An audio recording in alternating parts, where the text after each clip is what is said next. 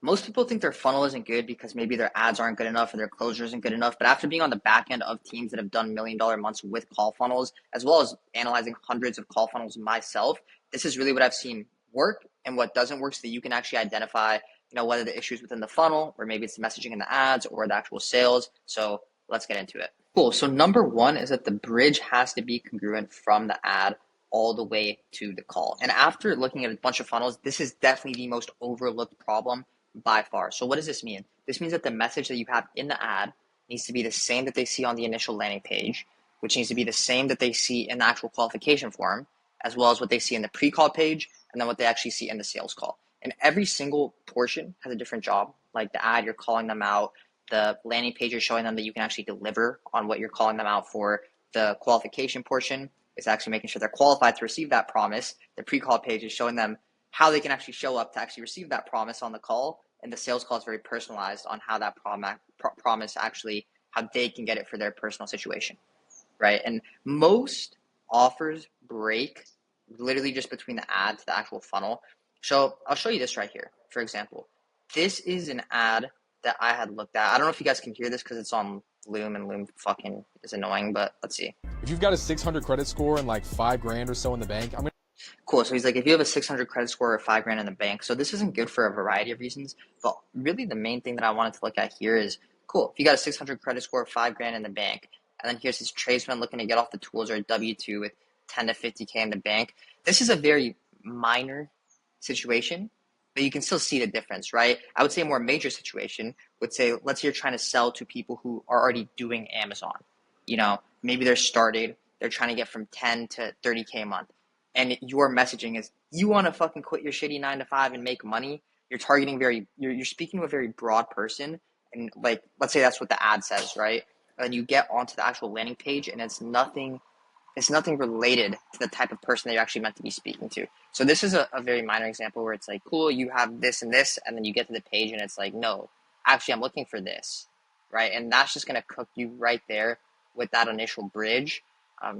And here's like a good example. I couldn't find the ad, but the whole point of the ad is, yo, like you've already done real estate, but like you're dealing with this, this, and this. Like check out this method, Section 8. Like you can actually have the government deposit money into your account. It's really good because of like these reasons. It's speaking directly to real estate investors, right? So instead of saying like for anyone who wants to actually start making money with a cash flowing asset, it's like for new and existing real estate investors. It's speaking the call out that you're seeing on the page is directly related to what you're seeing in the ad. And this funnel right here has gotten a 4x ROAS over the course of the past year, right? So clearly something is working well there in terms of the bridge being consistent from the ad to the actual landing page. And then even from there, obviously you have to make sure it's congruent all the way throughout in terms of the application, pre-call page, which we'll get into, and then the sales, which honestly we're not really going to get into that much. But that is really the first main point right here. All right, so number two, your call out is more important than you think. So the call out is, for example, what you see here, and it's also who you're speaking to directly in the ad. So we can take a look at this ad right here, but really most people treat the call out, they're not thinking about it, right? They're just saying like, oh, for anyone, for your everyday person. But you need to be very specific because this one type of call out that you're making can influence exactly who's showing up on the calls, and they can either come on framed and ready to buy, or it can be an uphill battle for your closer. So let me show you guys a good example of this here.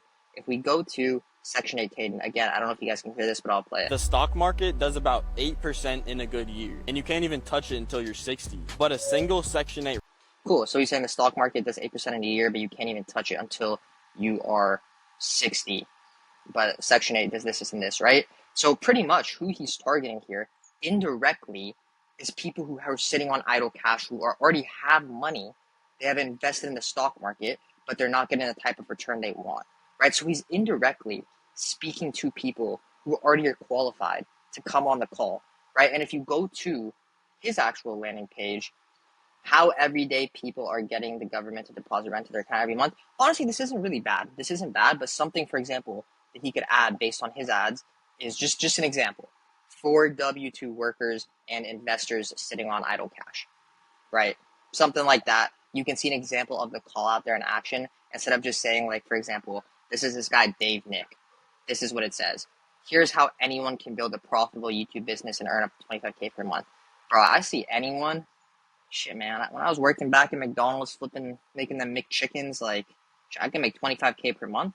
Fucking sign me up.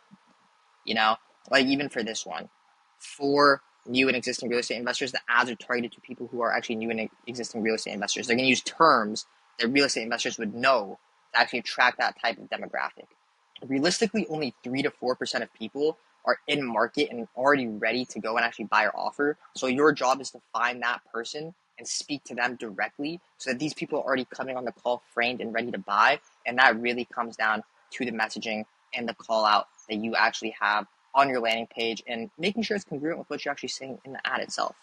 Number 3 is that most people, the VSL is one job, right? And most people are structuring their VSL completely wrong. So first of all, it's really important to actually look at your attention on the VSL. Something that I've seen that has really had a big impact on a VSL is going into your story very early, especially if it's cold traffic. Most people really don't care that much. You want to just sprinkle it in there. So you want to be actually tracking their attention and see, okay, where are people dropping off? How can we keep them engaged? What's actually going on here, right? It's not supposed to be a highlight reel of purely results. It's not supposed to be your story. The job is to take someone who is cold and move them to somewhere where it's warm. So this is going to be done by going into their problems, speaking to them directly about what they're dealing with. Actually, you can go into the story a bit, show that you relate to them, show them a bit of the results. Actually, you can even agitate the problem a little bit more before you actually go into the results, and then like a CTA, right? But you need to have a full sort of process to take them from being cold to actually being warm, which isn't just done with your story or your results. It's done by speaking to them about their direct situation and how you can actually solve it. So, and another thing with the VSL, actually, this is another good example. So that guy, Section 8 Caden, if you go to his VSL, you need to know who you're selling to. He is selling to investors and people who are doing pretty well off financially. But if you look at the VSL, actually, you can't even skip. There's nothing for any sort of chat. Like, I can't click into it. I mean, you can hear a bit, but it's just annoying. You know, and if a rich person sees this, they're just going to get annoyed that they can't click into the video and they're going to click off, right? So, like, for example, if you know you're selling to a rich person, you want to add the bar there, you want to give them chapters to go ahead and click through, right? Because the whole job is to get them to watch this and you're trying to make it as easy as possible for that specific demographic. So there are some best practices there that a lot of people miss out on, but that's just one example. Like knowing if you're selling to a rich audience, you're selling to an in-market audience versus you're selling to a broad audience, knowing how to structure the VSL, keep them engaged, show them you can help them, and just actually put the VSL on the page so that they stay engaged with it, which is a good example of what this one is doing wrong right here. Number 4, the application is a qualification tool, not a contact form.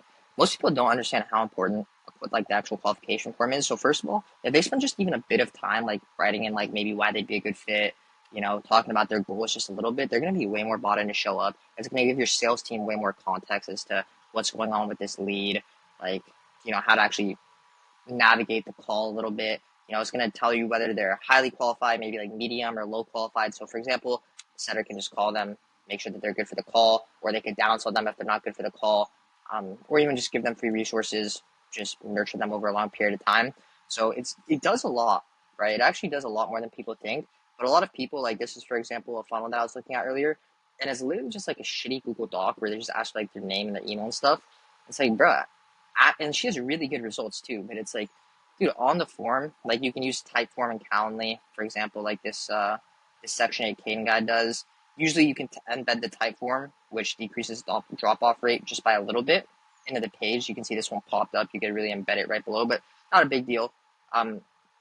Regardless, the job of this is to actually determine, okay, is this person qualified? Are they not qualified? And your sales team can have more context and you can actually get the right people on the calls instead of just collecting their contact information.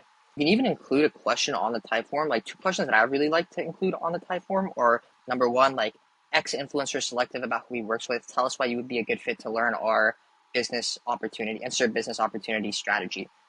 And they pretty much qualify themselves to you on why they would actually be a good fit. You can have full context on their situation as well. And then also the financial qualifier question. You just straight up want to ask them, like I see people try to dance around it, but it's like, okay, you're building a business here. Like how much do you actually have set aside to invest to really be able to learn the skills to be able to build this off the ground? And you just straight up ask how much they have to invest, because if you try to dance around it, you're surprisingly, like not surprisingly, but putting in that question in there actually attracts more people with money. Right? It's not like someone with money is going to see that and be like, oh shit, I need to invest. Goodbye. right? That's mainly going to be the broke people who are thinking that. So definitely like the FQ question as well as the financial qualification question, as well as that like that qualification question for why they would be a good fit are two really great questions that I like to ask in terms of the type form. And really the fifth thing, and this one I would say number 1 and number 5 are both the most important. Number 2, they're all pretty fucking important.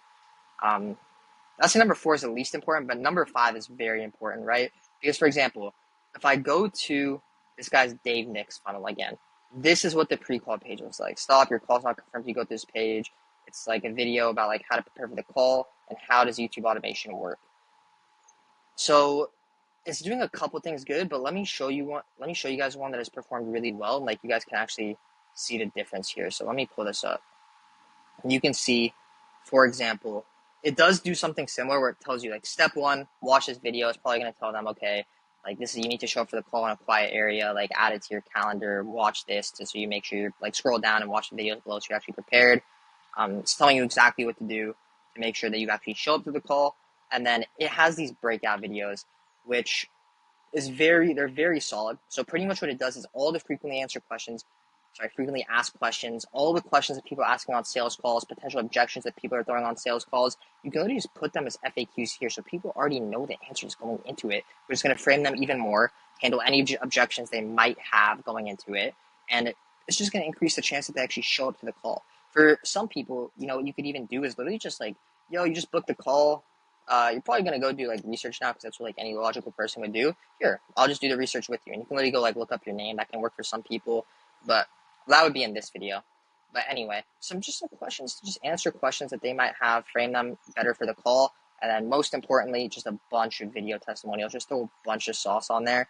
So because like people can see your results all they want, but until they see like you actually helping someone who's like, is in a similar situation to them, that's what really is going to decrease their skepticism and get them more framed to show up to the call. So this is really what a really solid pre-call page should look like. And then this is one that's just kind of the bare minimum. So yeah, those are really the 5 best practices that I've actually noticed when it comes to actually structuring a good call funnel. I'd say it's very simple, but it's not easy. And a lot of this stuff requires looking at the data, actually iterating off of it, and actually determining what's right from there. Because really, realistically, everything in the funnel is a message. The ad, the actual landing page itself, the qualification form, even the color scheme, right? The pre-call page, everything is sending a message, and every message that you're sending out is either building or breaking trust with the right person you're trying to attract. And it's also either attracting the right person or it's attracting the wrong person. Ultimately, every single thing that you put in the funnel is crucial and can lead to a different result. So hope you guys enjoyed the video. That's pretty much all I got for you guys. If you'd like help actually building out your call funnel, making sure that it's actually fucking up to standard, then check the description below, book a call, and I will catch y'all in the next one. Peace.